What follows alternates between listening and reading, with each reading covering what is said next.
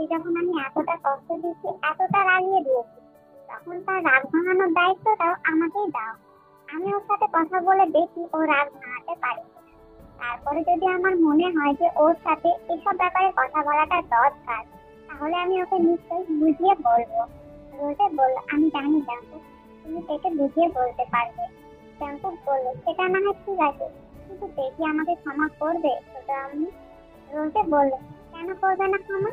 তুমি ওকে সত্যিটা বলবে যে তুমি আমার কথা শুনে এসব করেছো, নিজের ইচ্ছাতে নয়, ঠিক আছে? জাঙ্কুক বলল, বললাম না ছোট আম্মু, আমি আগে তের সাথে কথা বলে দেখি রাগ ভাঙাতে পারি কিনা। তারপরে যদি না হয় তাহলে আমি এসব কথাগুলো ওকে বুঝিয়ে বলবো। রোজে বলল, আচ্ছা সেটার কথা নয় পরে হবে, এবার এখানে বসে দিন, তোমাকে একটু খাইয়ে দিই, খাবারগুলো খেয়ে নাও। জাঙ্কুক বলল, ছোট আম্মু, আমার না খিদে নেই। আমার খিদে ছিল, কিন্তু তোমার কথা শুনে আমার পেট ভরে গেছে যে। রোজে বলল, অত বাহানা শুনবো না। আমি তোমার আম্মুকে বলে এসেছি যে তোমাকে নিজের হাতে খাইয়ে দিয়ে তারপরে আমি আসবো। এখন যদি আমি তোমাকে না খাইয়ে যাই, তাহলে যখন দিদি আমাকে জিজ্ঞেস করবে, তখন আমি তাকে কি উত্তর দেবো? তখন যে সে আমাকে বকবে। তুমি কি চাও জাঙ্কুক যে তোমার ছোট আম্মু তোমার আম্মুর কাছে বকা খাক? জাঙ্কুক বলল, না, আমি চাই না যে আমার ছোট আম্মু বকা খাক, কিন্তু আমি বেশি খাবো না, আমি অল্প খাবো। রোজে বলল, আচ্ছা ঠিক আছে, অল্পই খাও, কিন্তু তুমি খাও, বসো। তারপরে রোজে জাঙ্কুককে খাইয়ে দিল। জাঙ্কুকের খাওয়া দাওয়া হয়ে যাওয়ার পর রোজে বলল, অনেক রাত হয়ে গেছে জাঙ্কুক, তুমি শুয়ে পড়ো, আমিও যাই গিয়ে শুয়ে পড়ি, নাহলে তোমার ছোট আপু আবার আমাকে খুঁজবে। জাঙ্কুক বলল, আচ্ছা ঠিক আছে আম্মু। রোজে বলল, আম্মু ডাকতে তোমার তো খুব ভালো লাগছে জাঙ্কুক, এখন থেকে শুরু করে দাও আমাকে আম্মু বলা। কদিন পর এমনিতে তো তোমাকে আম্মুই বলতে হবে। জাঙ্কুক মিষ্টি হাতে মাথায় হাত দিল। রোজে যেতে যাবে ঠিক জাঙ্কুক তখন জিজ্ঞেস করলো, ছোট আম্মু বলছি যে। রোজে বলল, তে তার ঘরে নেই, সে নিচে বসে তোর জেহবের সাথে গান শুনছিল হেডফোনে। যাও গিয়ে দেখা করে আসো, আমি গেলাম। তারপরে রোজে ওখান থেকে চলে গেল। জাঙ্কুকের একটু ভালোই লাগছিল, স্বস্তির একটা নিঃশ্বাস পেল। ও রাতের মাঝখানে কেউ বাধা হয়ে দাঁড়াবে না। কিন্তু এই জেহবের বাচ্চাটা যেন তের পেছনই থাকছে না, তের সাথে সেদুতের মতো এমন ভাবে চিপকে রয়েছে যেন তের সাথে সাথেই থাকতে চায়। জাঙ্কুক বলল, এই জেহবের একটা ব্যবস্থা করতে হবে, আর সহ্য হচ্ছে না। এবার তো পার্মানেন্টলি আমারই হতে চলেছে তে। তারপরে তের আশেপাশে ঘুরবেও, এটা আমার সহ্য হবে না। এর একটা ব্যবস্থা করবো। জাঙ্কুক নিজের ঘর থেকে বেরিয়ে গেল নিচে। নিচে গিয়ে যেটা জাঙ্কুক দেখলো, সেটা দেখার জন্য জাঙ্কুক মোটেই প্রস্তুত ছিল না। সে সোফার মধ্যে বসে রয়েছে, কানে একটা হেডফোন গোজা। এদিকে যে হোক, এর কোলে মাথা রেখে ঘুমাচ্ছে, কানে একটা হেডফোন। এটা কি সহ্য হয় জাঙ্কুকের, বলো? জাঙ্কুক সেটাই করলো, যেটা জাঙ্কুক একদম করতে চাইছিল না। জাঙ্কুক যে হবে কলার ধরে জেহবকে উঠিয়ে বসালো। জেহব ঘরে চোখ দৌড়তে দৌড়তে বলল, কি ব্যাপার জাঙ্কুক ব্রো, তুমি এরকম করে এসে ঝাঁকড়াঝাঁকড়ি করছো কেন? জাঙ্কুক বলল, শোয়ার কি আর জায়গা নেই? এটাই কি শোয়ার জায়গা? জেহব বলল, কেন ব্রো, আমি এখানে শুলামটা কি হলো? এখানে আমরা দুজনে গান শুনছিলাম তে আর আমি। আমাদের একটা জিনিস না খুব মিল আছে, ওর যে সংটা পছন্দ আমারও সেই সংটা পছন্দ, তাই দুজনেই একটা সং বারবার শুনছিলাম। কিন্তু শুনতে শুনতে কখন যেখানে ঘুমিয়ে গেছি, দেখো তেও ঘুমিয়ে গেছে। এদিকে সে যদি একবার ঘুমিয়ে যায়, তাহলে ওর গায়ের ওপরে কে হাত দিচ্ছে, ও কোথায় ঝাপাস করে পড়ে যাচ্ছে, কোনোটাই হুঁশ থাকে না। জাঙ্কুক জেহবকে সরিয়ে দিয়ে দাঁড় করিয়ে দিল। তেকে নিয়ে কোলের মধ্যে উঠিয়ে ধীরে ধীরে হামতে হামতে করে চলে যাচ্ছে। জেহব বলল, যাক বাবা, আমি আবার কি করলাম? জাস্ট গান শুনছিলাম, এমন করে আমাকে তুলিয়ে দিল, মনে হচ্ছে না ওর ঘরের বউ। যা শালা, বিয়ে না হতে এত কিছু, বিয়ে হলে কি হবে আর নেই ঠিক। মনে হয় না তের সাথে আমাকে আজও কোনোদিন কথা বলতে দেবে। আরে জাঙ্কুক ভাইয়া, আসতে যাও, পড়ে যাবে তো, এর আবার চোট লাগতে পারে পড়ে গেলে। জাঙ্কুক বলল, তোকে বেশি কথা বলতে বলেছি, যা গিয়ে তোর রুমে গিয়ে শুয়ে পড়, এখানে বসে থাকিস না, বুঝেছিস? তারপরে জাঙ্কুক আবার চলে গেল। গিয়ে রুমে গিয়ে তেকে খাটের মধ্যে শুয়ে দিয়ে চুলটাকে সরিয়ে এর কান থেকে হেডফোনটা খুলে নিয়ে টেবিলের মধ্যে ফোনটা রেখে এর গালে হাত দিয়ে বলল, ফাইনালি তে, তুই আমার হতে চলেছিস আর আমি তোর।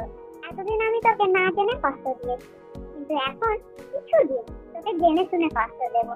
তোর আশেপাশে থাকবো, তোকে ভালোবাসার টর্চার করবো, কিন্তু তোকে আমি মুখ থেকে কোনোদিন বলবো না যে ভালোবাসি। জাস্ট কথা দিন, মজা নেবো। তারপর তোকে আমি সবারই সামনে চিল্লিয়ে চিল্লিয়ে বলতে চাই যে আমি তোকে কতটা ভালোবাসি। আমার তো আজকে খুশির জন্য ঘুমই আসবে না। আর আমি যদি আমার ঘরে যাই তাহলে তো আমি থাকতেই পারবো না তোকে না দেখে। তাই আমি আজকে তোর কাছে থাকবো। তুই ওঠার আগে আমি তোর ঘর থেকে চলে যাবো, তুই টেনশন করিস না। তারপরে জাঙ্কুকের পাশে শুয়ে সারা রাত ধরে তেকে দেখেই কাটিয়ে দিল। ভোর হতেই সে ঘর থেকে চলে গেল তার রুমে, গিয়ে সে ওখানে ঘুমিয়ে পড়েছে। সকাল সকাল সবাই উঠে যে যার কাজে অনেক ব্যস্ত হয়ে পড়েছে। সবাই কিন্তু ব্রেকফাস্ট টেবিলে এসে হাজির, কিন্তু একজন আসেনি, জাঙ্কুক আসেনি। জেহব বলল, কি ব্যাপার, জাঙ্কুক কোথায়? সুগা বলল, হ্যাঁ তো জাঙ্কুককে দেখতে পাচ্ছি না, ও কি আজকে অফিস যাবে না? জিন বলল, হ্যাঁ আমার ছেলেটা আবার কিছু হলো নাকি? ও তো টাইম টু টাইম এসে বসে পড়ে, নিজের টাইমের সাথেই চলে, কোনোদিন ওর টাইম এদিক ওদিক হয়নি। আজকে আবার আমার ছেলেটার কি হলো? আমার ছেলেটার কি শরীর খারাপ? আমি গিয়ে দেখে আসি। রোজে বলল, দিদি যাবার দরকার নেই, জাঙ্কুক মনে হয় আজকে অফিসে যাবে না, তার জন্য হয়তো বেলা অবধি করে ঘুমাচ্ছে।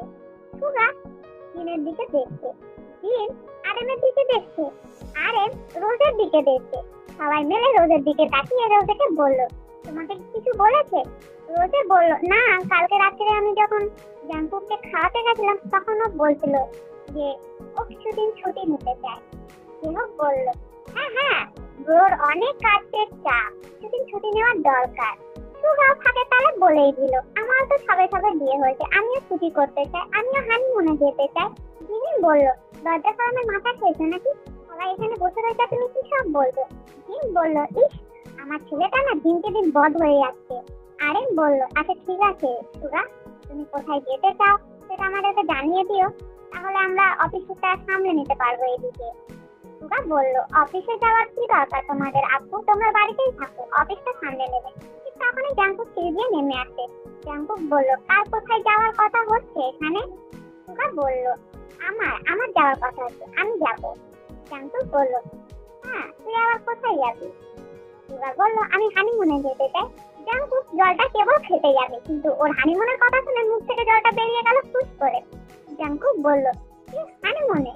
সুগা বলল, এমন করে ভাব দেখাচ্ছিস যেন কোনোদিন শুনেছি না এই কথাটা, ফার্স্ট টাইম শুনছি। জাঙ্কুক বলল, না শুনেছি, কিন্তু মানুষ বিয়ের পর পরই চলে যায়, কিন্তু তুই তো দেখছি বিয়ের কদিন হয়েই গেল। সুগা বলল, কদিন হলো? দুদিনই তো হয়েছে, তাতে অসুবিধা কোথায়? জাঙ্কুক বলল, আচ্ছা ঠিক আছে। জেহব বলল, আমি কিন্তু আজকে চলে যাবো, আজকে কিন্তু কোনো বাহানা চাই না, ঠিক আছে? জিন বলল, আচ্ছা ঠিক আছে, আজকে চলে যাবে। তোমার কি ওখানে কোনো গার্লফ্রেন্ড হয়েছে নাকি? হ্যাঁ, তাই যে তুমি 24 ঘন্টা বাড়ি যাবো করো। জেহব বলল, আন্টি এরকম কথা বলে আমাকে আর লজ্জা দেবে না, আমি এখনো পর্যন্ত একটা গার্লফ্রেন্ড পটাতে পারলাম না। এই কথাটা শুনে সবাই ওখানে ঢুকে দিল। তারপরে সবাই খাওয়া দাওয়া করার পর জেহবকে বিদায় দিল। জেহব চলে গেল তার বাড়িতে। আরেন বলল, আচ্ছা জাঙ্কুক তুমি কি আজকে অফিসে যাবে না? জাঙ্কুক বলল, না আজকে আমি অফিসে যাব না, আজকে আমি বাড়িতে থাকতে চাই। আরেন বলল, তুমি ঠিক আছে তো, তোমার শরীর ঠিক আছে? জাঙ্কুক বলল, কি ব্যাপার বলো তো আব্বু, একদিন বাড়িতে থাকতে চাইছি তার জন্য তোমরা আমাকে এরকম করে জিজ্ঞেস করছো? আরেন বলল, সেরকমটা কিছুই না, তুমি তো এত সহজে ছুটি করো না, আর আজকে যখন ছুটি করেছো তার জন্য আমরা জিজ্ঞেস করছিলাম। আচ্ছা আমি আর কিছু বলবো না। আরেন ওখান থেকে চলে যায়। এদিকে সুগা জিমিনের দিকে তাকিয়ে বলল, তাহলে আজকে আমিও ছুটি করি নাকি? জাঙ্কুক সুগার কাঁধে হাত দিয়ে সুগার কানে কানে দিয়ে বলল, আজকে যদি তুমি ছুটি করেছো তাহলে হানিমুন থেকে একটা দিন ক্যান্সেল।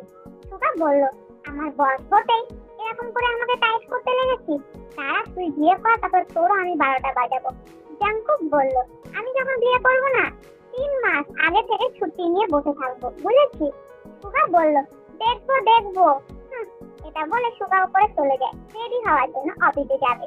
তারপরে জাঙ্কুক সুগার মধ্যে গিয়ে বসলো, তেকে বারবার দেখছে আর হাসছে। এদিকে তে তো আজকে একদমই ভালো লাগছে না।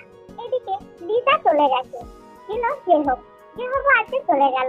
এখন তো ও একলা হয়ে গেল, শুধু জিমিনের সাথে কথা বলবে। জিমিন তো এখন বাড়ির বউ হয়ে গেছে, শুধু বড়দের মাঝখানে গিয়ে কথা বলবে। সে আর জিমিনের সাথে কতক্ষণ টাইম কাটাবে? জাঙ্কুক তের দিকে এমন ভাবে তাকিয়ে রয়েছে যেন সবে প্রেম করবে তের সাথে।